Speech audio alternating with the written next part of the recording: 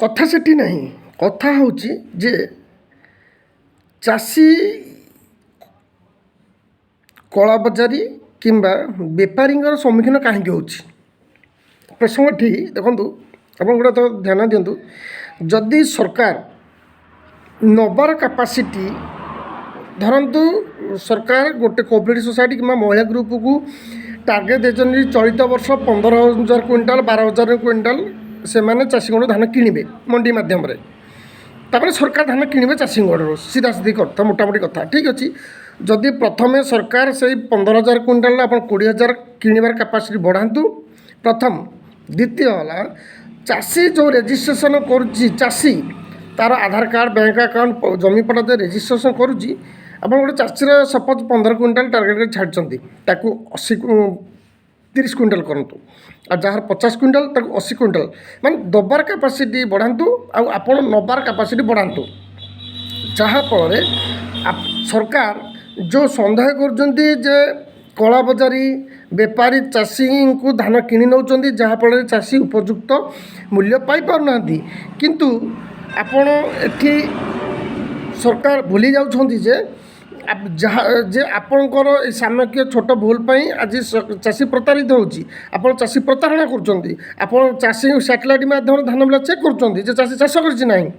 ଆଜ୍ଞା, ଯେଉଁ ଧାନଟା ଚାଷ ହେଉଛି କି ଧାନଟା ଯେଉଁଟା କଳା, ଆପଣ ଭାଷାରେ ବେପାରୀ କିମ୍ବା କଳାବଜାରୀ ହେଉଛି, ସେଇଟା ଯେକୌଣସି ଚାଷୀ ବିଲରେ ଚାଷ ହିଁ କରୁଛି, ସେଇଟା କୌଣସି ଫ୍ୟାକ୍ଟ୍ରି ତିଆରି ହେଉନାହିଁ।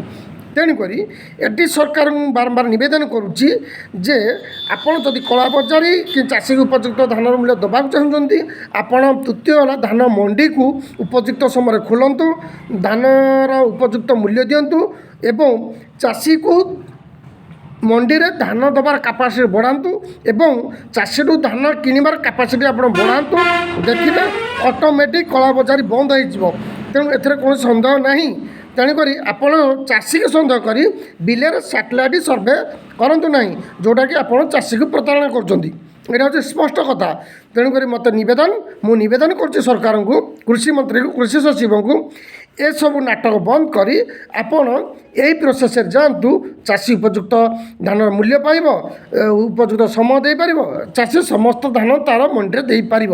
ଆଉ ସେ ନାହିଁ ବୋଲେ ସେ ବାଧ୍ୟ ହୋଇକରି ତା'ର ଧାନ ମଣ୍ଡିରେ ନ ଦେଇପାରିବା ହେତୁ ସିଏ ବାହାରେ କୌଣସି ବେପାରୀ କିମ୍ବା ଅନ୍ୟ ଚାଷୀକୁ ବିକ୍ରି କରିଦେଉଛି। କାହିଁକିନା ଆମେ ବେପାରୀ କହିପାରିବା ନାହିଁ, କାହିଁକିନା ଯେଉଁ ବେପାରୀଟି ଧାନ ମଣ୍ଡିରେ ଦେଉଛି ସେ ଜଣେ ଚାଷୀ, କିମ୍ବା ଯେଉଁ ବେପାରୀଟି ନେଇ ମିଲରେ ଦେଉଛି କିମ୍ବା ବାହାରେ ବିକୁଛି ସିଏ ବେପାରୀ ହେଇପାରେ। କିନ୍ତୁ ଯେଉଁ ଚାଷୀଟି ଅନ୍ୟ ଚାଷୀଠୁ କିଣିକି ନେଇକି ଦେଉଛି ସିଏ ଗୋଟେ ଚାଷୀ। ଯାହା ବି ହେଉ, ତେଣୁକରି ଆମ ପ୍ରସଙ୍ଗ ଏଠି ସରକାରଙ୍କୁ ନିବେଦନ ଯେ ଆପଣ ଏଇ 3-4ଟି ଧ୍ୟାନ ଦିଅନ୍ତୁ। ଆସନ୍ତା ବର୍ଷଠୁ କିମ୍ବା ଚଳିତ ବର୍ଷଠୁ ଦେଖିବେ ଧାନର କଳାବଜାରୀ ହୋଇପାରିବ ନାହିଁ। ନମସ୍କାର, ଧନ୍ୟବାଦ।